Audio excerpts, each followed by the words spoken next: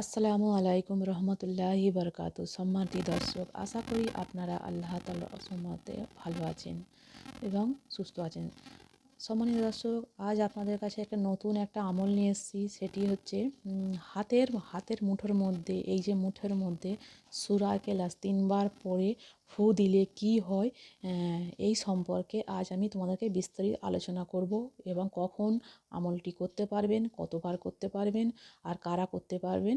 সম্মানিত দর্শক, এই আমলটি পরিপূর্ণ জানার জন্য সম্পূর্ণ ভিডিওটা দেখতে থাকবেন। আর যারা এই চ্যানেলটা আমার ভিডিও দেখছো, তারা অবশ্যই শেয়ার করবেন, লাইক কমেন্ট সাবস্ক্রাইব করে দেবেন, যাতে ভিডিওগুলো সবাই দেখতে পারে। সম্মানিত দর্শক, সূরাতুল ইখলাস আমরা শুদ্ধভাবে প্রথমে শিখে নিই, তারপরে আমরা এই আমলটি করব। আউযু বিল্লাহি মিনাশ শাইতানির রাজিম। বিসমিল্লাহির রহমানির রহিম। কুল হু আল্লাহু আহাদ, আল্লাহু সামাদ, লাম ইয়ালিদ ওয়ালাম ইউলাদ ওয়ালাম ইয়াকুল লাহু কুফুয়ান আহাদ। বিসমিল্লাহির রহমানির রহিম।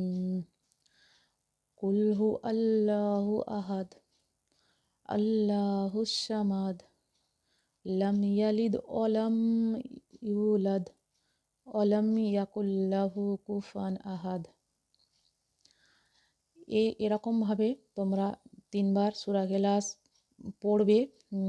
যেটা আমি এখন বললাম, এটা শুনলেন তো। এটা সূরা ইখলাস 3বার পাঠ করলে কোরআন শরীফের 1 খতম সওয়াব আল্লাহ তাআলা আমলনামায় লিখে দেবেন। সুবহানাল্লাহ।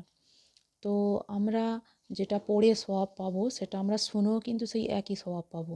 তো আমরা ধৈর্য সহকারে এই আমলটি শিখব, তাই আমলটি আমরা করব। তো এই আমলটি আমরা কখন করব? করার জন্য কোনো নির্দিষ্ট সময় নেই, যে কোনো সময় এটা আমলটা করতে পারেন। তবে আপনাকে পবিত্র হতে হবে। পবিত্র হয়ে স্থানে বসে 3বার ইস্তেগফার পাঠ করতে হবে। 3বার ইস্তেগফার পাঠ করেন, তারপর আস্তাগফিরুল্লাহ আস্তাগফিরুল্লাহ আস্তাগফিরুল্লাহ, তারপর 3বার দরুদ শরীফ পাঠ করবেন। আল্লাহুম্মা সাল্লি আলা মুহাম্মাদ ওয়া আলি মুহাম্মাদ কামা সাল্লাইতা আলা ইব্রাহিমা ওয়া আলি ইব্রাহিম ইন্নাকা হামিদুম মাজিদ। আল্লাহুম্মা বারিকি আলা মুহাম্মাদি ওয়া আলি মুহাম্মাদ কামা বারাকতা আলা ইব্রাহিমা ওয়া আলি ইব্রাহিম ইন্নাকা হামিদুম মাজিদ। এরকম 3বার দরুদ শরীফ পাঠ করবেন। পাঠ করা শেষ হয়ে গেলে তারপরে আপনি সূরাতুল ইখলাস 3বার পাঠ করবেন সেই শুদ্ধভাবে। আমি আরেকবার বলছি, আবার আপনারা শুনুন। বিসমিল্লাহির রহমানির রহিম। কুল হু আল্লাহু আহাদ, আল্লাহুস সামাদ, লাম ইয়ালিদ ওয়ালাম ইউলাদ ওয়ালাম ইয়াকুল লাহু কুফুয়ান আহাদ। এই রকমভাবে তোমরা 3বার পড়বে। একবার হাতের মুঠোয় এরকম করে ফু দেখবে। হাতের মুঠোটা আবার এরকমভাবে বন্ধ রেখে দেবেন। বিসমিল্লাহির রহমানির রহিম।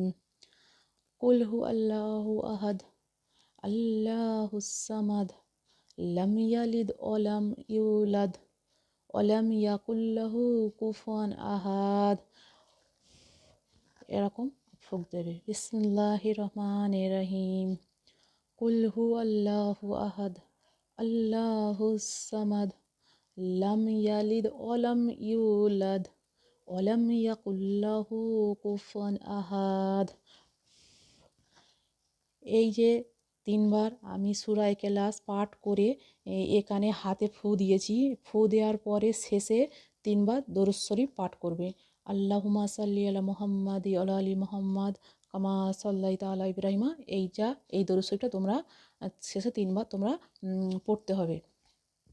এইভাবে আমলটি করার পরে আপনাদেরকে কি করতে হবে? কিছুই করতে হবে না। এইভাবে আমলটি করার সময় আপনারা যখন এই আমলটি করবেন, এই আমলটি করার সময় একটা জিনিস লক্ষ্য রাখবেন, যে আমলটি করার মাঝখানে একজন ব্যক্তি, আপনি যাকে বশ করতে চান, এই হাতের মুঠোর মাঝখানে যখন সূরা ইখলাস পাঠ করে ফু দিয়েছেন, ওই ফু দেওয়া অবস্থায় আপনাকে ওই ব্যক্তির নামটি নিয়ে ফু দিতে হবে। এখানে ফু দিয়ে আবার বন্ধ করে দেবেন। এইভাবে সূরা ইখলাস পাঠ করবেন, তার নাম নেবেন, ফু দিয়ে এটা বন্ধ করে দেবে।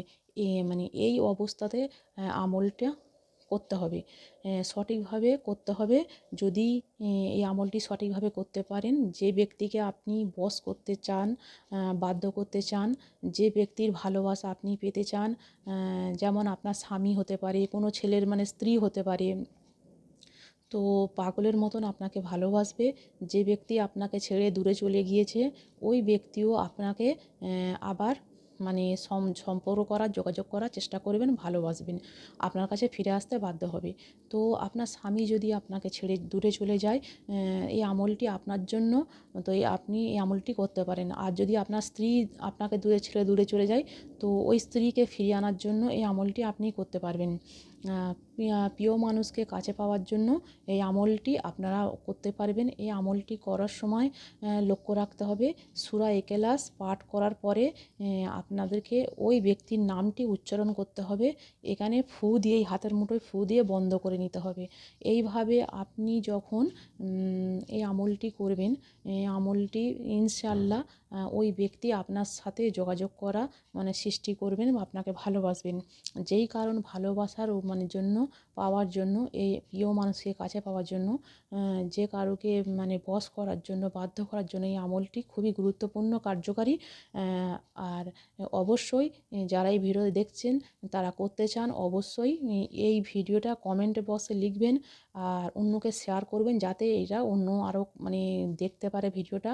আর যাদের মনে এরকম প্রবলেম পেরেশানি আছে, তারা যেন এগুলো শিখে এগুলো করতে পারে। কোরআনের আমল, এটা কার্যকারী আমল, ইনশাআল্লাহ এটা কাজে আসবে। আর ভিডিওটা আজ এই পর্যন্ত। আর ভালো থাকবেন। আমি আবার কোনো নতুন ভিডিও নিয়ে আসবো। খোদা হাফেজ।